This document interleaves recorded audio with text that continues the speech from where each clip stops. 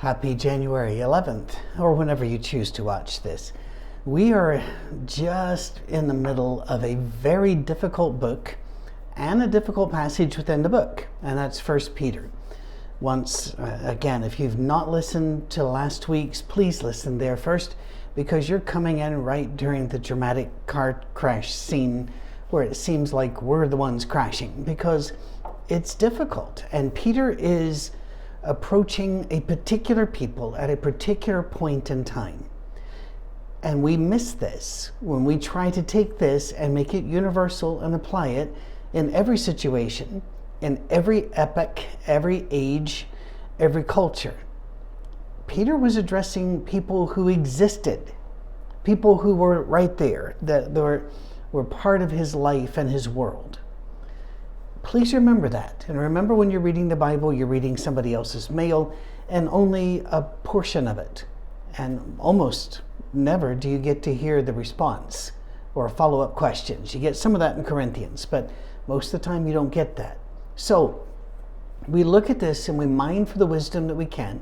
We try to be a good and approved before God by rightly dividing the word. All right, that said, 1 Peter chapter 3, we're going to start at verse 3, but of course the first two verses talk about wives being submissive to their husbands, and it was all about trying to keep the marriage together. And in here there is no abuse. There is no failure to provide. There's none of that. The issue was that many women had become believers in Jesus, but their husbands had not. So they thought they may need to leave him, or maybe convert him. And I've seen this many, many times where a woman loves her husband, as she should, and she loves Jesus, as she should, but the husband who loves his wife has no real interest in Jesus. The wife is concerned about the soul of the husband. So what does she do? She tries, come to church with me. Come, read this book with me. Have you ever had a look at this? What if I invite the pastor over? And he's not interested. What should she do? That's who we're talking to. Those people at the time Peter was writing who lived in the Roman Empire. So this is a very narrow wedge of the pie, all right? And your situation might be all the way on the other end of the pie. So we just take what we can from this, and then we try to live like Jesus and love like Jesus, and we get advice from our community, all right? And you can always write us questions at info@oursafeharbor.com. And if you really don't, if that comes in, it's also seen by our other two employees, our executive minister and our creative minister, creative director. We also have another part-time employee, but she doesn't see it. If you need it to be just me, it's Patrick at oursafeharbor.com. Okay, let's get in. Let's jump in. It talks about you can win your husband without a word by your behavior. Is that true? Well, yes, but not always, and not everywhere. Sometimes husbands can be horrible ogres, and they can be abusive and angry and spiteful. And so he's talking about, here is a ploy that will work better than haranguing them. Because men don't like that from anybody, and they certainly don't want to have a job where they are constantly pushed and constantly hassled, and then come home and have another battlefront waiting for them. And again, back in this time, in the group Peter is writing to, most women worked at home. They did not have businesses elsewhere. He mainly worked in a Jewish Christian believer community.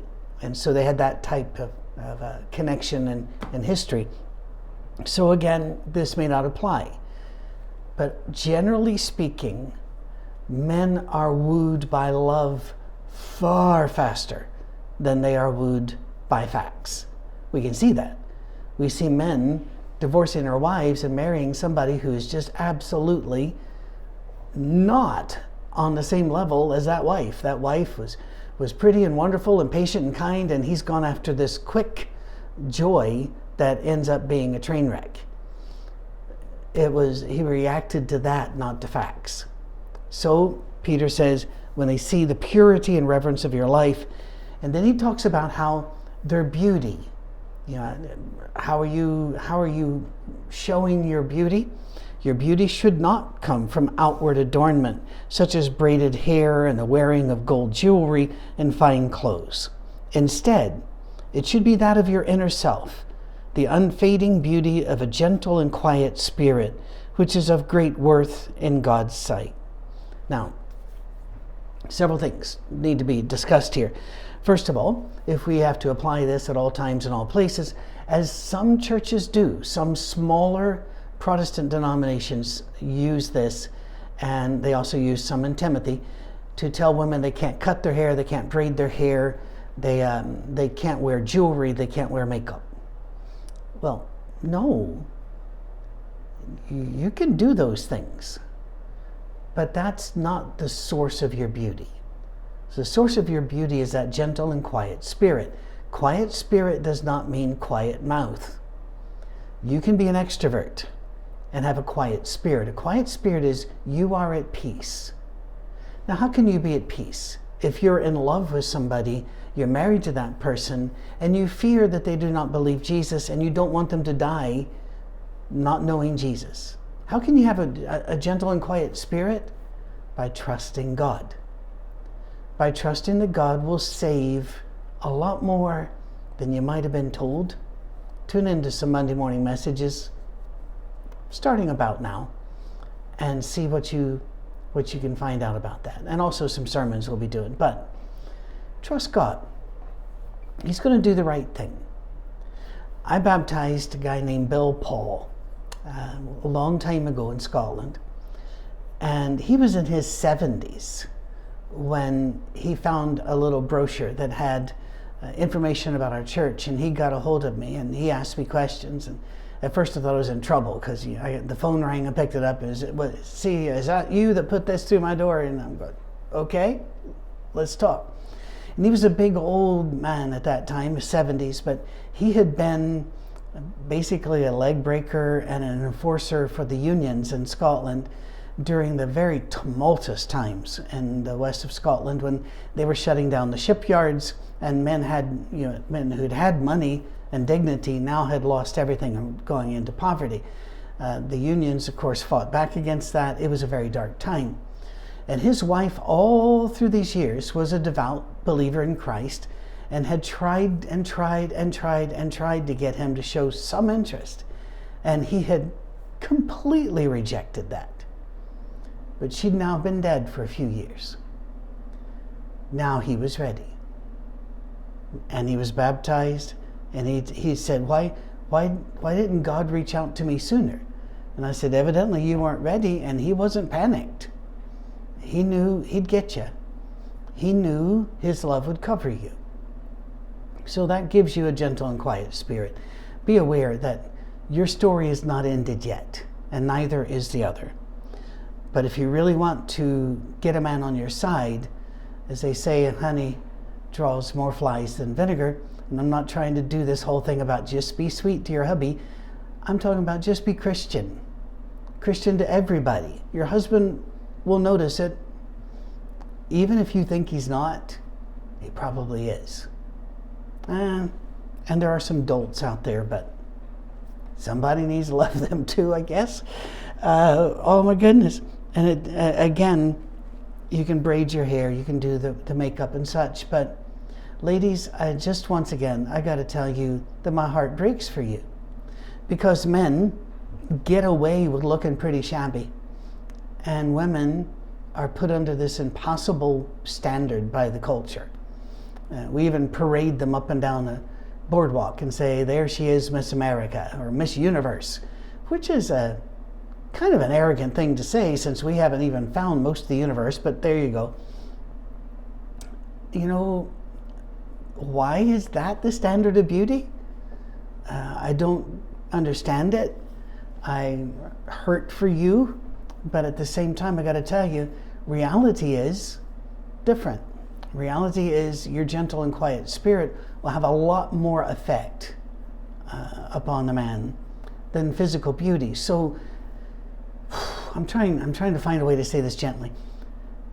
You can have some work done if you want to have some work done for your own self-esteem or for your own, just the way you feel about life and you. But trying to have constant work done to keep up with the younger, the more athletic, the newer women that are being born all the time is not helpful. And guys, for you as well. You know, I had to have some surgery on this eyelid 5-6 years ago because it had drooped so far that I couldn't see out of that eye. That's a genetic thing. And so I had that. I have no problem with you having surgery. And by the way, insurance wouldn't pay for it because they said even though we understand that you can't see, it's still considered cosmetic surgery. I went, okay. And so we paid for it. And if I live a couple more years, I'm going to have it again because it's drooping down. I'm not opposed to cosmetic surgery, especially when somebody's had accidents, injuries, burns, or whatever, or cancers. But just don't be Cher. Don't be Joan Rivers. Guys, don't be Kenny Rogers. It just doesn't look right after a while. And aging gracefully is perhaps a more beautiful thing than we've given it credit for. But I'm not trying to lay down sin and not sin rules here. I'm just talking to you as a friend, all right? If you disagree with me, you've not hurt anybody at all. A lot of people disagree with me, and here's the annoying thing. A lot of them are right too. So, fair enough? All right. So this gentle and quiet spirit, verse 5, for this is the way the holy women of the past who put their hope in God used to make themselves beautiful. And again, he uses the word, they were submissive to their own husbands. And again, notice that he says, your own. Not submissive to men. That's kind of important. Even though, as you saw last week, I wish we could use a different word than submissive here. But again, he's talking to people in a particular culture. We can learn from this, but this is not our culture, right? I don't want my wife to be a mouse, and she isn't. She's a person with an incredible intelligence, and she has opinions, and not all of those are the same as my opinions, but we're really comfortable with that. We understand that. Doesn't bother us a bit. And we did a counseling session, and I don't do counseling, all right? But this was a young couple that's about to be married, and they just said, we just want to hear from you about being married. And so we were just talking back and forth, and the young man looked and he said, I've known you guys for years and years, and I can't imagine you guys having an argument. And I said, see, there's the thing. We really don't. Because I respect her, she respects me. We went through the whole thing. Now, I'm not saying that's best, because I have some very good friends who sometimes I get uncomfortable because I think they're about to pull knives and go for each other. But their marriage is solid. They're cool. So, again, however you do this. But these women, he's saying, made themselves beautiful by their behavior, by their attitudes, and by their spirit. That's a really tough ask, isn't it? It really is. And ladies, I'm not going to look at you and just say, just be sweet. You know, that's what Warren Jeffs, the perverted, self-appointed prophet of the fundamental Latter-day Saints, used to say to women when he abused them and when he stole other men's wives and drove young men away. He would tell the women, you got to stay sweet, and that was written all over. That's not what I'm saying. I'm saying that being nice to people is sometimes the hardest thing anybody could ever do. And yet, if your spirit is calm and at peace, there's a real attraction there. It really is. It's more than curves and it's more than hair. It's that, what do you see in their eyes? What do you feel from their heart? Okay? All right. Like Sarah, who obeyed Abraham and called him her master. Okay. God is never asking you, he just isn't, to to look upon your husbands as your master or to call him that.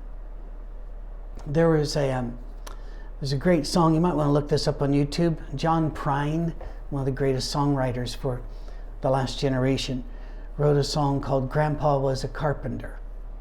And it's a beautiful snapshot of grandparents in the 40s and 50s and 60s. It really is. It is just such an amazing song. And if you don't like John Prine singing, just read the lyrics.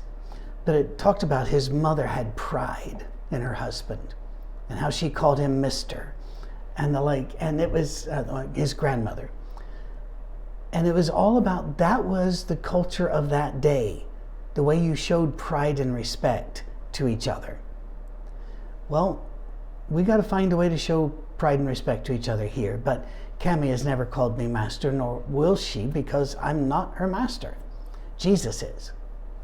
Sarah didn't have Jesus. Sarah and Abraham didn't have Jesus. And he's just using her as an illustration, not as like a cookie cutter that you've got to also turn out exactly like Sarah. Abraham was not perfect. In fact, he was incredibly imperfect. And I think if I had known him living now, not back then, because back then I would have been as ignorant as he was, but living now, a bunch of us would take him around behind the house and have a discussion with him about the way he was treating Sarah. That he needed a man, and Hagar, and Ishmael, a lot of people. But they didn't have Jesus. We've got all of these thousands of years of Jesus since. So things have changed. And for the better. You are her daughters if you do what is right. And this is this last phrase. This does apply to every generation. And do not give way to fear. Well, what is the fear in this chapter? None of this fear is about abuse, neglect, desertion. The fear is that the one they love, their husband, will not be saved. And Peter says, don't worry about that. Did you ever notice that before? Because that's the only thing in here that we can talk about fear, except I think you can make a fair argument that many women and many men fear the aging process, and that's why they start getting the work done. That's why they leap into fantasies of longevity, that we're going to live to 150 if we take these supplements or the like. You could make that argument. But I think he's really saying, listen, live your life in gentleness and peace. Don't be afraid. God's got this. And I think that works better, especially when you read from chapter 1, verse 1 forward without break. It seems to be the theme. Husbands, oh, look, there's a job. In the same way, be considerate as you live with your wives and treat them with respect as the weaker partner and as heirs with you of the gracious gift of life, so that nothing will hinder your prayers. Now, here's where, if you only listen to the the midweek Bible classes, you might not know about this. So let me go grab my schedule here. Go to the Monday morning message of December 5th. And it's Who Told You About the Weaker Vessel. So we cover this on December 5th. So I'm not going to duplicate that here. They were weaker vessels when it came to law, position in society. He's not saying that they are sub-male when it comes to physicality, although of course the general average man can lift more, run more and such than the average woman. We all know of enough of the minority of both sides that prove that wrong. But men are generally stronger and such. But that's not what it's talking about. It's talking about you live in a world in which you have fewer options, fewer rights, and the like. And sadly, that's still true in many, many places. Perhaps at some level in all. I don't know. That's not my field. But I do know, he says here, husbands, you be considerate. Here's a person in your house that is not valued by society as much as you value her. An example. I may have used this before, but it's been a long time. We lived in Colorado, where my wife's home is. That's where she was raised. And we were having some serious trouble with the garbage people. Don't need to go into all of it. And these are literally the people who pick up garbage. I'm not calling people garbage people. These were the waste people that picked up, the dustmen, as we'd say in Britain, that take the rubbish out. And there were some issues, and it had gotten a little rough. And so we decided, all right, we're done, And I was traveling, and I told Cammie, I said, just call them and cancel the service. We're going to go with somebody else. And they told her, oh, we can't cancel the service, and we can't talk to you about the bill because it's in your husband's name. And she said, my husband and I are a team. And they said, no, we're just not. So I called them. They told her, we have this process and we have this standard. So I called them and told them that they were no longer, their services are no longer required. And they asked why, and I told them. I said, when my wife called you to sort some things out and to switch some things over, you showed her disrespect. And you said that you had to speak to me, not to her. And they said, well, we have that rule and standard. And I said, you see, that's fascinating. And I'm glad you brought that up, because I also have a rule and a standard. And that is, whatever you say to my wife, you've said to me. And however you treat my wife is how you've treated me. And I will not allow any human being to show my wife disrespect and get away without being told that that's unacceptable. And that's just one example. Cammie would do the same for me. Show consideration. And when one of you is being put in a weaker position by whatever, the other one steps up. And that's the way we do that, for better or worse, sickness and in health. My wife has some mobility issues that are caused by genetics plus 3-4 decades of figure skating. What happens if my job's to be considerate and take care of her. I have issues that are caused by being 66. And what happened? Well, she'll take care of me. Both sides are being told, be considerate and aware. See, considerate means you're giving thought to it. You are considering the situation, that you are not denying reality. You're not spending your life wishing that there were another reality. Instead, you are working within the reality which is real. You deal with what is. That's emotional and psychological maturity. If you can accept what is, even if you don't like it, even if you want to change it, but you can work within what is because it is what is, then you're mature. And so in many ways, Peter's telling the husbands to make sure they grow up. Consider the way you live with your wives. Treat them as with respect. Because the world does not always, you better make sure that you do. And then, as heirs with you of the gracious gift of life, they are right with you in this. They are never lesser than you. They are with you in this. And then he warns them. Husbands, if you don't do this, God may not be listening to your prayers. Because it says, so that nothing will hinder your prayers. There are other ways to interpret that phrase, but that is the most obvious, plain, blunt reading.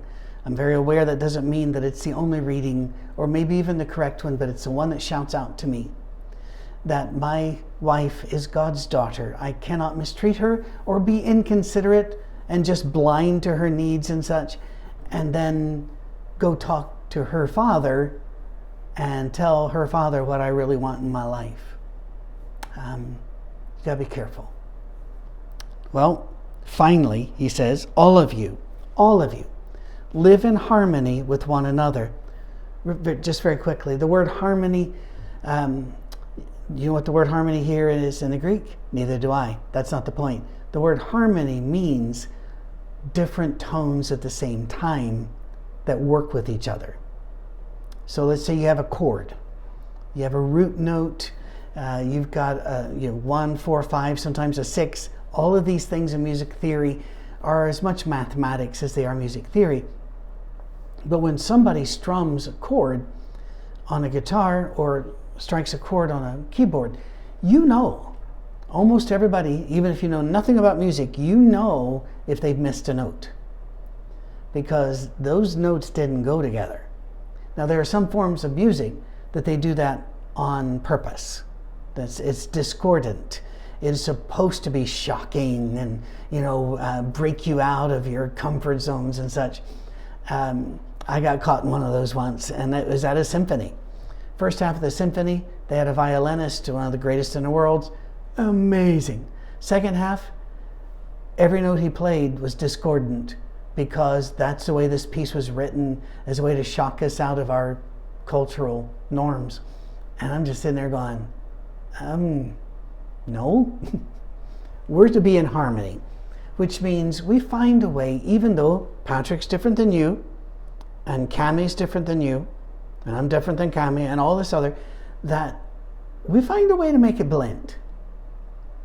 We find a way to make it blend. Even to the point where if I call a plumber in, I don't hover over the plumber. You know why? Because I don't plumb. If I could, I wouldn't have called the plumber. I'm going to respect his work, respect his knowledge base, because maybe he didn't go to college or university, but you know what? He learned stuff that you don't learn in university, and we desperately need him or her, and we need that skill set. So respect. Show respect to the person that checks you out at the shop, or show respect to the waiter or the wait staff. Show respect to the man or woman whose hands are calloused and dirty, and who stands there at the restroom trying to clean them up before they eat. Show them some space and some respect. We all need that. I have some skills, yet I am not an island, and I do not rely upon myself.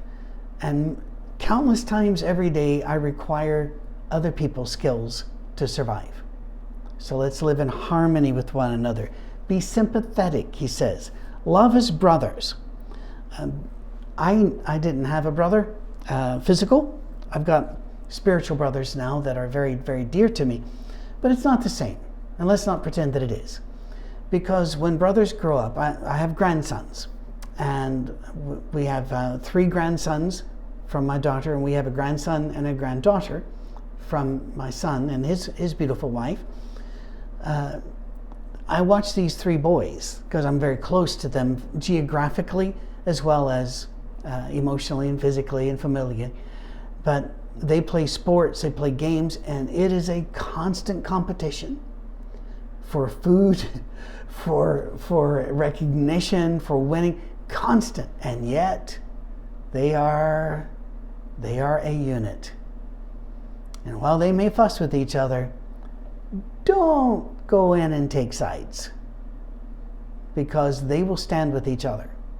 And that's brilliant to me. And I never had that experience, but you get that in military, you get that somewhat in law enforcement, you can get it in some places. In the church, I've not had it as often as I think I should have, but maybe I was being a bad friend. I don't know.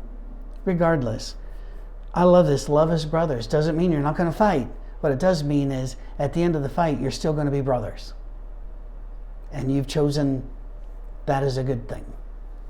Do not repay evil with evil. That's the whole chapter 2 and 3. Do not repay evil with evil or insult with insult, but with blessing, because to this you were called, so that you may inherit a blessing. I've told a story before, but I spoke at a Christian university, and it was a lectureship, and all these preachers were coming in, all these ministers, pastors, evangelists. And just before I got up, the man that had invited me a year or more before to speak said, just to be aware, we have people that are very, very conservative, and they challenge every speaker. So afterwards, don't be surprised if they quarrel and they get in your face. And I'm going, you knew this a year ago when you invited me? Okay, fair enough. So I did my thing. Afterwards, here they came, and wearing the white shirt, tie, and the family Bible of their tribe. And here they surrounded me and just kept going at me well, what about you said this? And when they were finally done, I said, well, you might be right, but I don't think you are. But regardless, I love you. What can I do for you today? And they just made a matter. And I didn't do it to make a matter. It's just, there's no way I'm going to convince them standing around in this mob. So why try? So they did their thing again, and I said exactly the same thing again. This went on for a while, and eventually one of the deans or somebody came and got me and said the president of the university would like to have you over. And that turned out to be a lie. They were just trying to get me out of the mob. And I was going, I was doing fine. Well, I kind of shelved that. And it had, I'm making up a number here because I don't remember. But it had to be 5, 7, 10 years later, I get a phone call. And the guy says, are you the Patrick Mead who? And I said, yes. And he said, I was one of the men that surrounded you at the end and was so unkind to you, and you refused to be unkind in return, and it upset us, but I never forgot about it, and you need to know I've changed, and I want to apologize. I was going, well, that's Christmas right there. You just gave me one of those stupid commercials where they give you a truck for Christmas. You gave me the greatest present of all, because you told me Peter was right. Because I didn't come up with this. I didn't come up with a be nice thing. Peter says, don't repay insult for insult. Bless them. And then he quotes from the Psalms, whoever would love life and see good days must keep his tongue from evil and his lips from deceitful speech. He must turn from evil and do good. He must seek peace and pursue it. For the eyes of the Lord are on the righteous, and his ears are attentive to their prayer. Remember, husbands? But the face of the Lord is against those who do evil. We have to stop here, and we'll pick it up next week. But for a little book, there's a lot of stuff in here, isn't there? All right. Hope you have a great week. Thank you for those of you that support our ministry. Please remember to subscribe and like and share this link with people, because we have the feeling people need Jesus. We got the feeling people need a little bit more love and a little bit less of the angry Christian stuff. If you agree, join us. God bless. Cheers.